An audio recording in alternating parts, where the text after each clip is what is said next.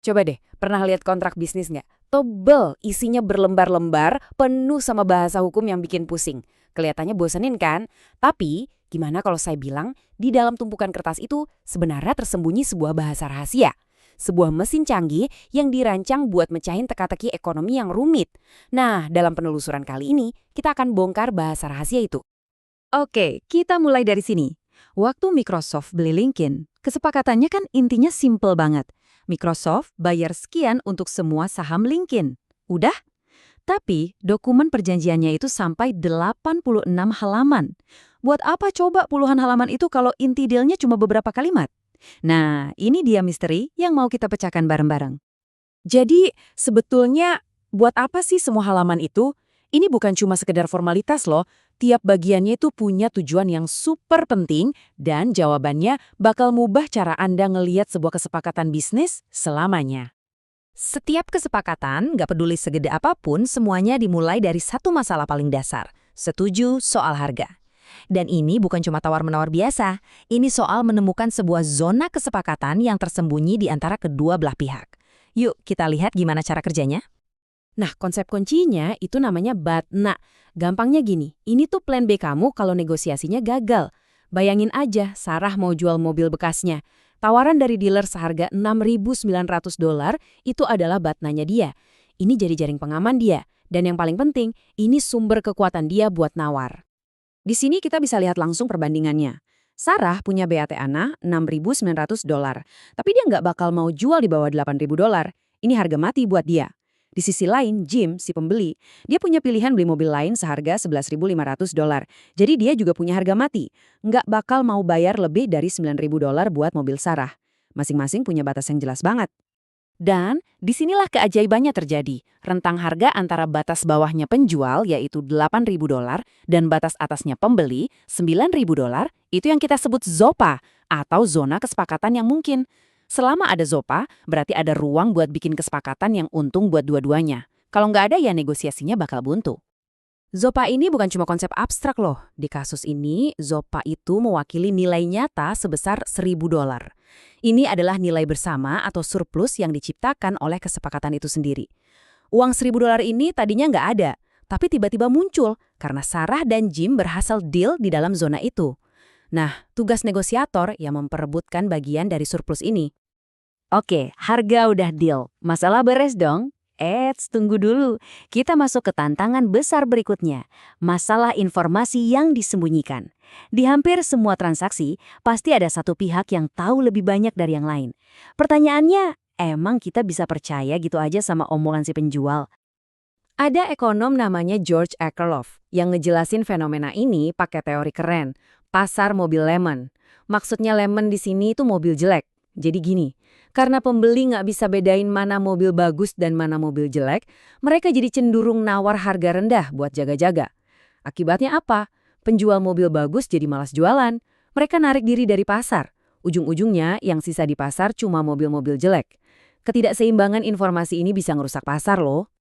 Terus, gimana caranya para pebisnis ngatasin masalah lemon ini? Tenang, mereka punya 3 senjata andalan. Pertama, due diligence.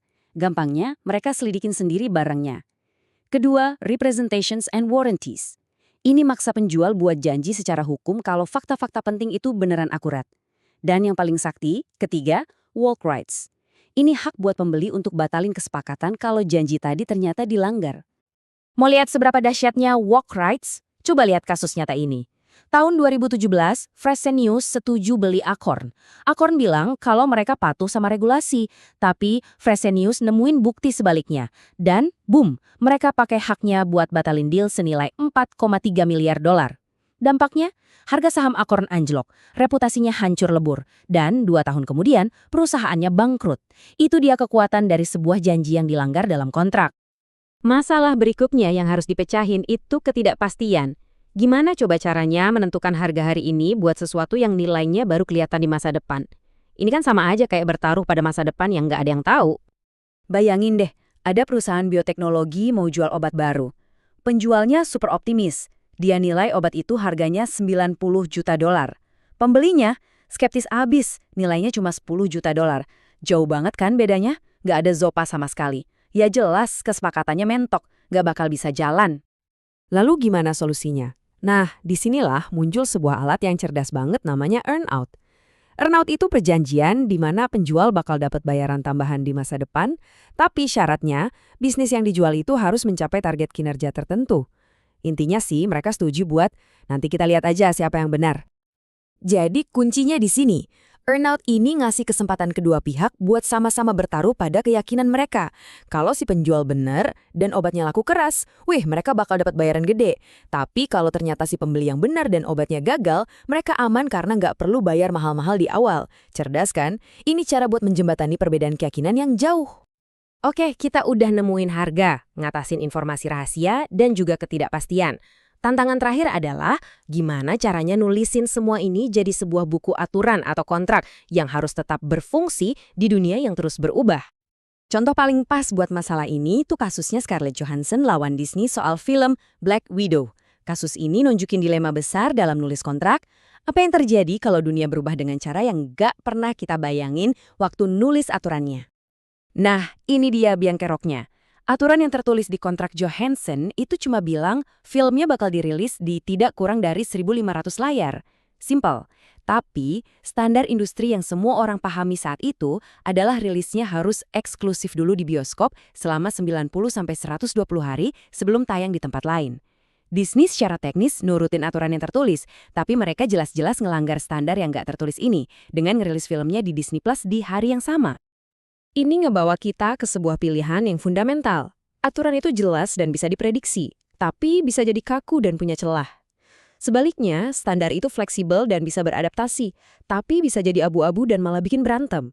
Intinya, kontrak yang hebat itu bukan soal milih salah satu, tapi nemuin keseimbangan yang pas di antara keduanya.